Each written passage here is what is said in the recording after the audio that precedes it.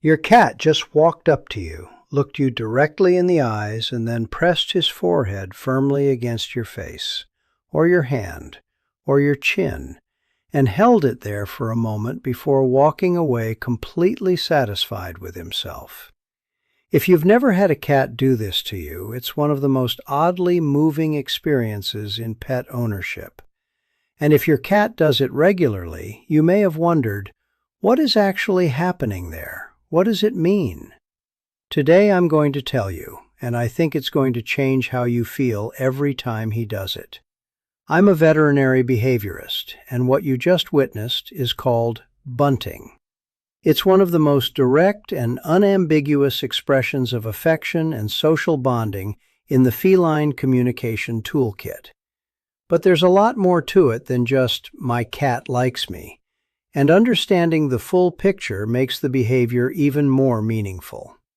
Let's start with the mechanics of what's actually happening. Cats have scent glands in several locations on their body: the paw pads, the cheeks, the flanks, and critically, the forehead and the area between the eyes and ears. These glands produce pheromones, chemical signals that carry social information. When your cat presses his forehead against you and rubs it along your skin or hair, he is depositing these pheromones onto you. He is, in the most literal biological sense, marking you as part of his social group.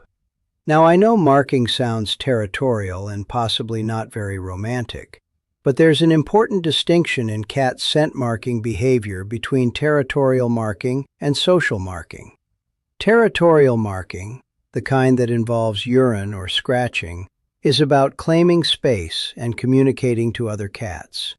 Social marking, which includes bunting, is about creating a shared group scent, identifying members of the same family unit, and building chemical bonds between individuals. When your cat headbutts you and rubs his scent glands on you, he is including you in his inner circle. You have been officially designated as family. Cats who live in multi-cat households do this with each other constantly. You'll see one cat walk up to another and press their foreheads together, or rub cheek to cheek, or one cat will headbutt the other's chin. This is allogrooming combined with scent exchange, mutual bonding behavior that reinforces social relationships and maintains the shared group scent that tells every member of the group, "This is us, we belong together." When your cat does this to you, he is applying the same social behavior he would use with his most trusted feline companions. You are, in his social architecture, a member of his colony. The forehead specifically is significant. The glands on the forehead and between the eyes are used for affiliative, positive social bonding. Cats rub these areas on objects they like, spaces they feel safe in, and individuals they trust and feel bonded to.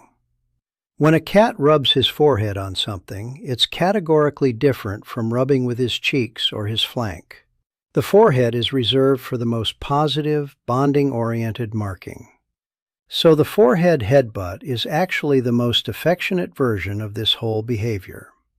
There's also a visual communication component happening alongside the scent component. To initiate a headbutt, a cat has to approach you closely, make intentional physical contact, and be physically vulnerable, face to face with another being, eyes potentially closed for a moment. That level of proximity and vulnerability is something cats only do with individuals they feel completely safe around. Cats who are anxious, threatened, or uncertain don't headbutt. They keep distance. The headbutt requires closing that distance deliberately and choosing contact. It is an act of trust as much as an act of affection. Why do some cats headbutt constantly while others rarely do it? A few factors. Individual personality plays a significant role. Some cats are simply more physically expressive and tactile than others. Breed tendencies matter too. Certain breeds like Burmese, Ragdolls, and Scottish Folds tend to be more physically demonstrative in general, and bunting more frequently is part of that pattern. Early socialization is also important. Cats who were well socialized with humans during the critical window of 2 to 7 weeks and who had positive, secure human relationships tend to be more physically expressive with humans throughout their lives. The relationship dynamic also matters. Cats headbutt people and animals they feel bonded to, but they don't headbutt everyone equally. If you are your cat's primary attachment figure, the one who feeds him, spends the most time with him, is the most consistent presence in his life, you will receive more headbutts than visitors or casual acquaintances. It's actually a useful signal. If your cat headbutts someone who comes to your home, that person has passed some threshold of acceptance in your cat's social evaluation. It's a compliment. I worked with a family once who had a 3-year-old cat that had been rehomed twice before coming to them. He was described in both previous homes as aloof and antisocial, never seeking contact, never engaging physically.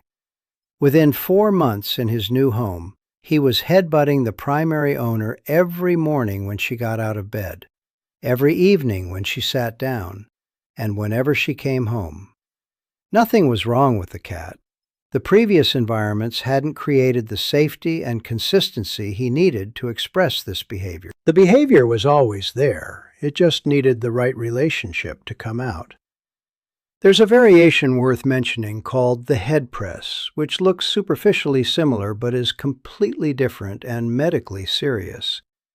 Head pressing is when a cat pushes his head against a wall, the floor, or a corner and holds it there. Not a headbutt, not moving, just sustained pressure against a surface.